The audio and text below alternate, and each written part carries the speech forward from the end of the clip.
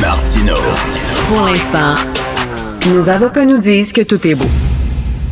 On est en train de virer fou, là. Mathieu Bock-Côté. Les règles, c'est pour le citoyen ordinaire, la volaille consentante qu'on peut plumer en toutes circonstances. Ça, les règles, c'est pour ces gens. Richard Martineau. C'est la queue qui agite le chien maintenant. Aïe, aïe, aïe, aïe, aïe. C'est la même logique qui s'applique dans tout et on n'en sort pas. La rencontre Martineau-Bock-Côté. Je suis très content de te retrouver. En fait, je suis bien content de retrouver toute l'équipe et je sais que tu veux me parler. Très heureux de te revoir, cher ami. Merci beaucoup. Je sais que tu veux me parler de Trump, mais écoute, on a beaucoup parlé de politique américaine. On s'en parlera tantôt, mais je veux que tu me parles d'une histoire qui, moi, me fascine, qui se déroule en France. Andy Kerbrat. Ce député de la gauche qui a été pincé la main dans le sac. Explique-nous ça, parce que c'est assez rigolo, assez savoureux. Alors, c'est une histoire assez amusante. C'est un député de gauche, de mémoire associé à la France insoumise, qui a été pris sur les rames, sur le côté du métro, sur le quai de métro, à acheter une drogue de synthèse, qui est une drogue pour, en gros, une drogue à orgie pour augmenter les performances sexuelles, à un mineur qui était un dealer mineur sur les quais du métro. Alors là, il achète ça au type, il se fait prendre sur le fait par les forces de l'ordre, par les policiers. Alors là, théoriquement, on pourrait dire que c'est quand même grave, un député qui achète de la drogue à un dealer mineur sur les quais du métro. Mais il réussit à retourner la situation avec l'aide de la gauche en disant « J'avoue, j'aurais pas dû acheter cette drogue-là, mais je suis une victime, voyez-vous. Je suis dépendant de cette drogue, voyez-vous. Je suis malade, voyez-vous, je suis malade. Donc, voulez-vous bien me pardonner? L'enjeu, ce n'est plus mon comportement criminel, coupable, j'ai pas le droit d'acheter ça. L'enjeu, c'est que je suis un malade et j'ai besoin d'être accompagné dans mes soins. » Puis là, tous les grandes figures à gauche ont dit « On te comprend, t'as raison, mon gars, t'es courageux. » C'est comme s'il devenait lui-même un saint et un exemple. Le criminel devient, en fait, une figure exemplaire. Et si vous n'êtes pas d'accord avec ça, eh bien, vous devenez quasiment toxicophobe. C'est-à-dire que vous ne respectez pas la difficile situation du député Kerbrat.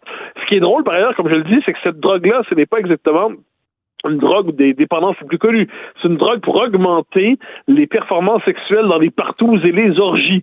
Je note que le même député, la veille, si je ne me trompe pas, avait signé une pétition contre cette drogue-là pour dire à quel point elle était dangereuse. Donc, on est devant ce qu'on appelle très poliment un faux cul. Mais un authentique faux cul. Or, le système médiatique français a décidé de traiter ça comme si ça allait de soi, et le député n'a toujours pas démissionné. Imaginons s'il s'était agi d'un député RN ou d'un député républicain, le traitement n'aurait pas été le même. Écoute, le gars achète une drogue de synthèse, 2 qui est utilisée dans les orgies. C'est la même drogue que Pierre Palmade, l'humoriste, prenait quand il allait dans des orgies. Là. Drogue illégale, utilisée dans des orgies. Il a acheté ça à un mineur, un trafiquant mineur. Et là, soudainement, tu as la gauche qui dit « On est avec toi, ND.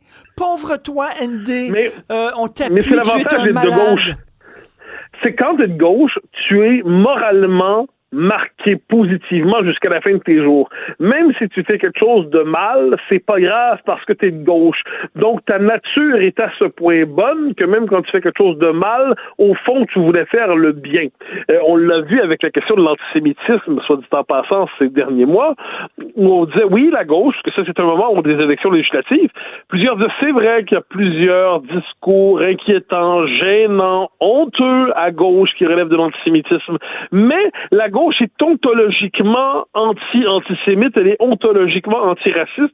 Donc, ce qu'elle fait, ce sont des dérapages qui ne veulent rien dire de sa nature. Oui. Alors qu'à droite, le RN, ils ont beau ne condamner l'antisémitisme, le combattre, mais ne pas s'en rendre coupable depuis des années, d'avoir fait une purge dans leur rang pour se délivrer de ça, leur vraie nature est antisémite. Donc, moins ils le sont publiquement, plus ils le sont en vérité. Pourquoi? Parce que moins ils le sont publiquement, plus ils travailleraient à refouler leur vraie nature. Donc là, on est devant un raisonnement dans le dîner de con, on dirait c'est bougrement tordu, mais c'est...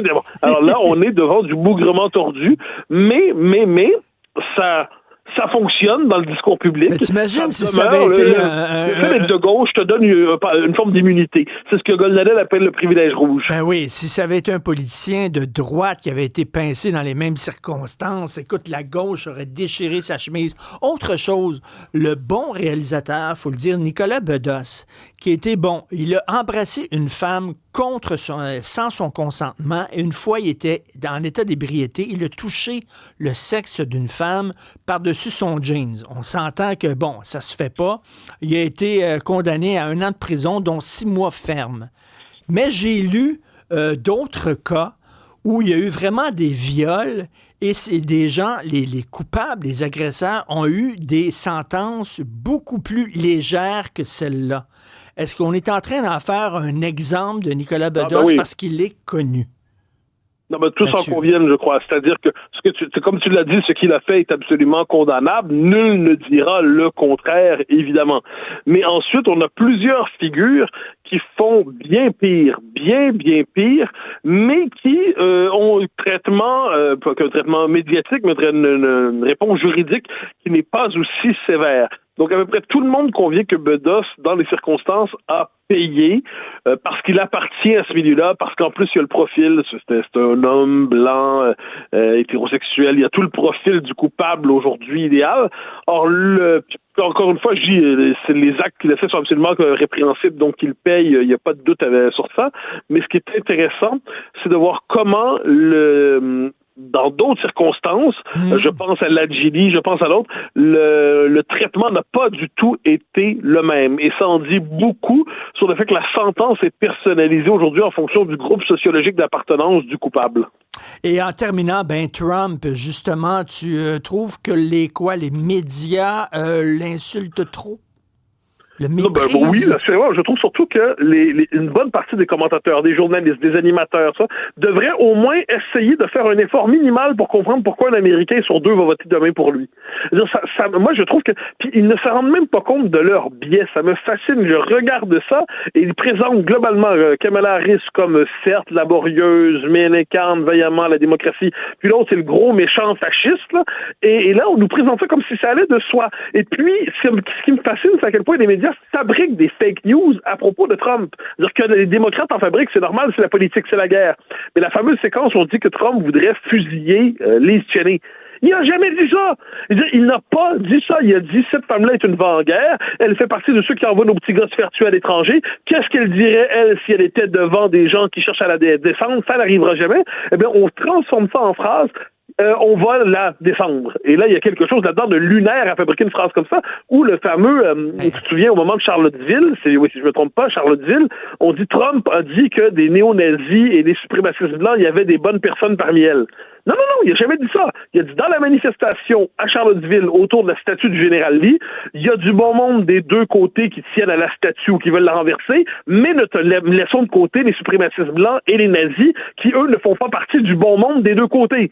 Il le dit, mot pour mot. Des années plus tard, on continue de dire qu'il a dit du bien des suprémacistes blancs et des néo-nazis. Donc, à un moment donné, que les politiciens mentent, ça fait partie de leur travail, que les journalistes fassent un peu d'effort pour ne pas relayer simplement des fake news ou des bobards qui correspondent à leurs préjugés idéologiques. Il me semble que ça ne devrait pas être si difficile que ça. Mais moi, ce qui me choque, c'est pas tellement les attaques des médias contre Trump plutôt que contre les électeurs de Trump. Comme tu disais, ils devraient comprendre pourquoi un Américain sur 2, c'est pas rien, là. Un Américain sur 2, c'est pas rien, c'est beaucoup de gens. Ils devraient essayer de comprendre pourquoi le discours de Kamala Harris ne colle pas auprès de ces gens-là. Oui, puis j'ajouterais, mais même, et pourquoi le discours de Trump, c'est-à-dire, y a-t-il moyen, rationnellement, moi je suis pas pro-Trump ou pro-Harris, tout ça, je suis pas américain, mais je me dis, est-ce qu'il y a moyen de dire que rationnellement, des gens se disent, je préfère Donald Trump à Kamala Harris? Par exemple, je considère que sa politique sur l'immigration est plus raisonnable. Je considère que sa politique sur la politique étrangère serait plus raisonnable. Sa politique économique serait plus raisonnable. Est-ce qu'il est je pense qu'il a raison d'être aussi anti-woke que ça. On peut ne pas aimer le personnage, évidemment. Mais est-ce que c'est raisonnable ou, comme on l'entend trop souvent, le vote pour Trump ne serait qu'un vote de frustration, ne serait qu'un vote de déception? Genre, les gens rationnels et normaux devraient voter Kamala Harris, puis quand ils deviennent fous et malheureux, ils votent Donald Trump. C'est pas comme ça que ça fonctionne. La démocratie fonctionne pas comme ça.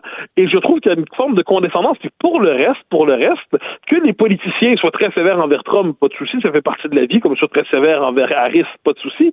Mais que les lieux communs du journalisme et du commentaire médiatique à propos de Trump soient, il va de soi que c'est un gros débile et on va simplement s'en amuser et s'indigner en prenant toujours des phrases décontextualisées le concernant, je pense que c'est du mauvais travail. Il ne devrait pas être interdit de se dire est-ce qu'on peut tenir compte. Je veux dire, comment les gens qui votent pour lui le voient? Je pense que c'est pas si compliqué que ça comme tâche, mais apparemment pour certains, pour qui le New York Times est l'horizon indépassable de la pensée américaine, eh bien, c'est la seule manière de l'aborder. Écoute, en terminant rapidement, je suis curieux, on sait que tu es à CNews, toi, en France. Est-ce qu'il va y avoir une soirée électorale américaine demain? Est-ce qu'on fait ça sur les ondes des Mais bien sûr, à partir de minuit jusqu'à 6 heures du matin, il va y avoir une soirée électorale à laquelle participera une femme que j'estime, Karima Brick, sera parmi l'équipe d'analyse de la soirée électorale. Moi, pendant ce moment-là, je dormirai parce que tout simplement mon horaire est autre. Mais je regarderai par ailleurs mes élections sur CNews et je verrai ça. Donc, elle sera partie parmi d'autres de l'équipe d'analyse électorale en direct. Merci beaucoup, Mathieu Boccoté. À demain. Salut. Au plaisir. Bye bye.